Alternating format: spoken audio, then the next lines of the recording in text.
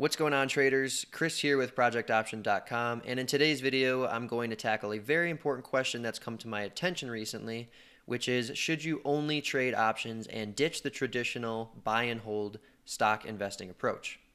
Now, when beginning to trade options, traders may wonder whether it makes sense to invest in stocks at all anymore. But is that the correct decision, and where does options trading fall in the grand scheme of investing long term? So keep in mind that this video is focused on long-term investing and not necessarily for traders who have only a couple years left in the markets. When learning about trading options, new traders are sold on the many benefits of trading options relative to just buying and holding stocks. One of the most appealing benefits of trading options is the ability to make money from virtually any stock price movement, whether that's a stock price increase, decrease, or sideways movements in the stock price as time passes. Another appeal of trading options is that options provide leverage, which means it's possible to make a lot of money from just a little bit of money, which is very appealing to traders with smaller accounts because they can take those small accounts and potentially turn them into much larger accounts in a short period of time. Now, compared to buying and holding stocks, trading options can have a high probability of making money, which means that there's a 50% or greater likelihood of making money on any particular trade, but that depends on the strategy that you're using. So with these benefits in mind when trading options, should investors ditch the traditional buy and hold investing approach and focus purely on options trading? After all, why would we buy stocks with a 50% probability of increasing and very low positional leverage, which means we basically are flipping a coin on the probability of making money, and we need a lot of money to make a little bit of money because buying stocks is expensive? Well, in my opinion, investors and traders with a long-term focus should only use a small portion of their portfolios for options trading. And by small, I mean 5 to 10% of the portfolio allocated to systematic option strategies over time. With the remaining 90 to 95% of available capital, I believe most of it should be allocated to passive investments for the best probability of making money over time. Now let me explain why my investing philosophy has evolved into this approach over time. As I mentioned earlier, trading options provide substantial leverage, which means large overall portfolio gains can occur with relatively small amounts of risk allocated to specific options trading strategies over time. Now, with that point in mind, I believe allocating 50 to 75% of your entire portfolio to option strategies is overkill, and I strongly believe that that will likely result in disastrous losses at some point in the future.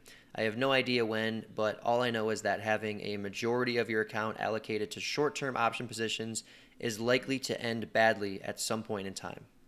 I recently spent multiple months with my head down researching volatility trading strategies, and for one of the strategies that I developed, I found that the historical returns were immense relative to the risk taken, which can be seen in this table below.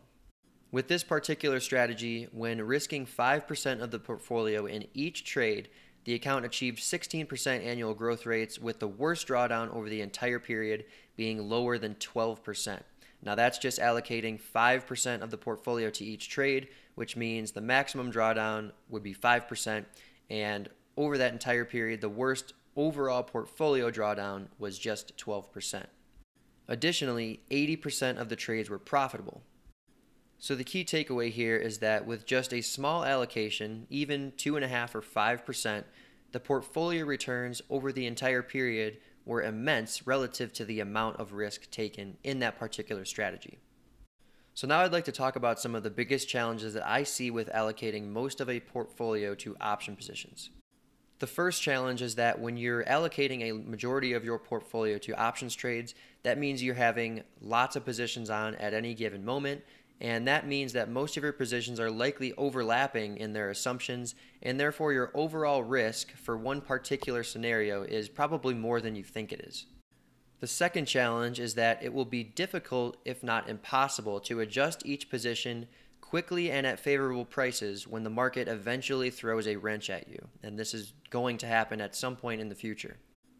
Another challenge is that many of your positions will likely have conflicting assumptions and offsetting profits and losses in most scenarios.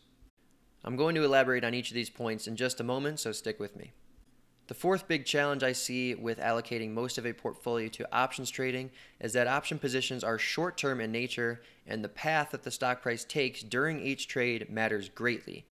Let's go ahead and dive into each of these things one at a time. The first challenge I mentioned is that most of your positions are likely overlapping in their assumptions, and therefore your overall risk is more than you think. So in other words, how many positions will lose money if the market crashes, and how many positions will lose money if the market rallies substantially? Most importantly, how will these scenarios impact your entire portfolio if the stock market increases significantly or decreases significantly? As an example, let's say you have 15 option positions in your portfolio and 8 of them are bullish positions. How will those 8 positions impact your entire portfolio if the stock market crashes? The next challenge is that it will be difficult, if not impossible, to adjust each position quickly and at favorable prices when the market inevitably moves against you in a big way. Now, are you realistically able to keep track of all your positions each day if you have 10, 15, or 20 positions on at any given moment? And as I just asked, are you going to be able to adjust multiple positions quickly and at favorable prices if multiple positions get into trouble? And by quickly, I mean within 10 or 15 minutes, and by favorable prices, I mean near the mid price of that adjustment. I remember the most volatile trading days in the past 5 years.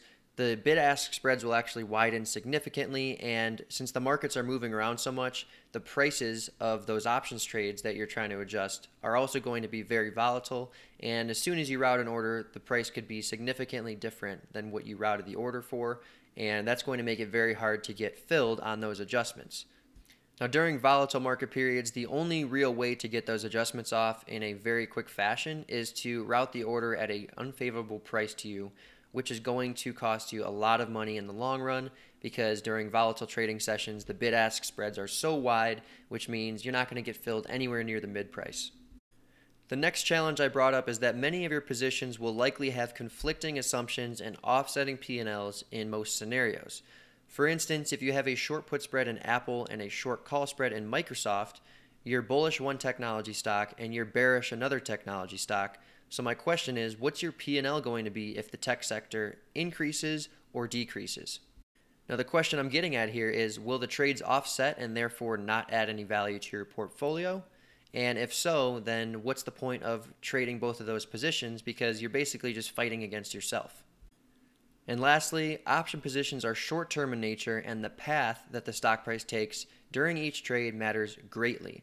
So for instance, when you own shares of stock, if the price goes from $100 to $80 and back to $100 over the course of 3 months, you're at break even. You haven't lost any money.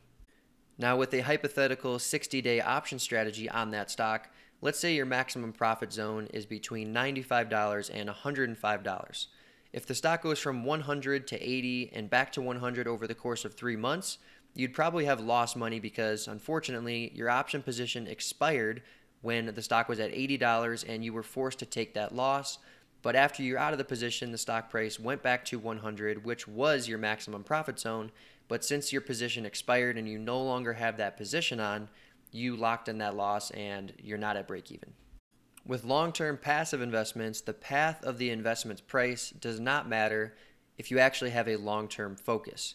Yeah, of course, if the stock price decreases significantly, that's going to be uncomfortable because you're going to be looking at losses.